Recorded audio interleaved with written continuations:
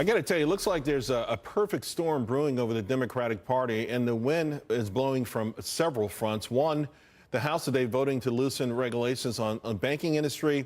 You know, this illustrates problems between all the progressives. By the way, these are all the presidential candidates, but you've got moderates, including 33 in the House who voted against the leadership today, and another 16 in the Senate who did the same thing. Then there's all this impeachment talk. A lot of chatter that's further dividing the party. Nancy Pelosi says don't do it. The young Turks in that party want to go with that. And then, of course, there's Republicans. They're starting to outpace the Democrats with official fundraising. To my panel now to discuss this, conservative author Kristin Tate contributed to The Hill. Also, Joe Borelli, the former co-chair of the Trump New York campaign. Kristin, let me start with you because there's a Reuters poll that came out today, and about 2 months ago showed an overwhelming edge in a generic ballot for midterms for the Democrats.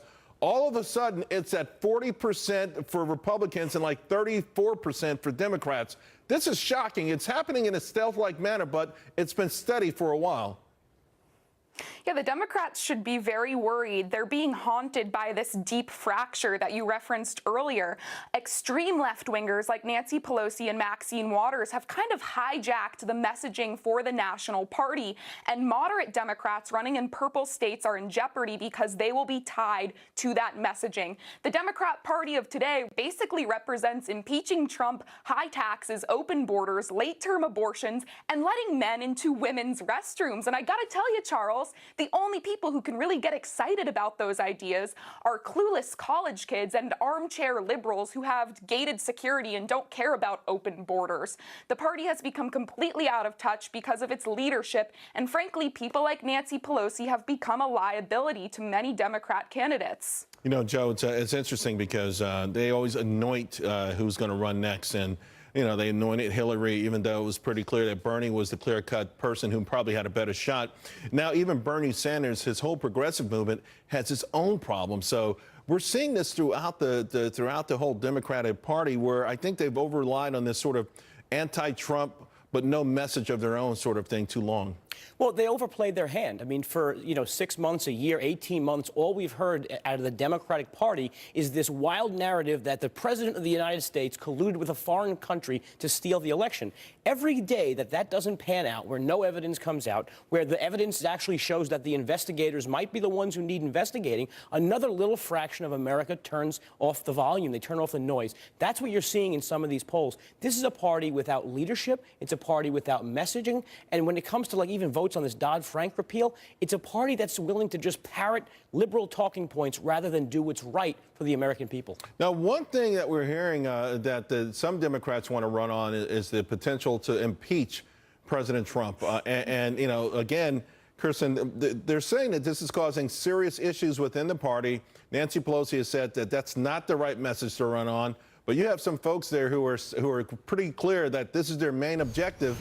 And you have to wonder if this is actually going to do more harm, because I'm not sure Americans are in, we've gone through this before and it's never really worked for the party that's tried it. I think it will work in those deep blue states, but it will not work in purple states or with moderates.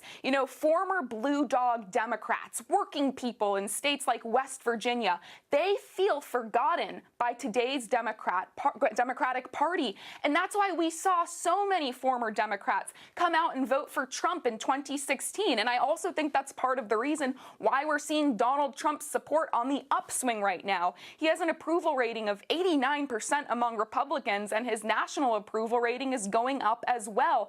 So again, the Democrats really need to find some sort of message that can bring the progressives and the moderates together, and right now they're struggling with that. Joe, as of April 30th, the Republican National Committee had almost 44 million, and Democratic National Committee had 3 million, with 5 million in debt. Can the Republicans now be lulled until what's happened to Democrats over the last month or two and become sort of complacent or overconfident? No. I think the trend line is there for the Republicans to actually take the Senate, probably keep the Senate and take some seats that we were otherwise going to lose in the House. The problem is that the Democrats are really having this trouble raising money. They don't have enough money to make these major ad buys that they're going to need in swing states. They don't even have enough money to throw pizza parties in some of these states, quite frankly. I mean, this is the problem. This is a real meat and potato problem that a lot of these swing districts where they anticipate winning are just not going to be able to. All right. Thank you both very much. Meanwhile, House Republicans Charles. taking it upon themselves to get to the roots of the so-called witch hunt, firing back at special counsel Robert Mueller's probe by calling for a second one of their own. We'll be right back.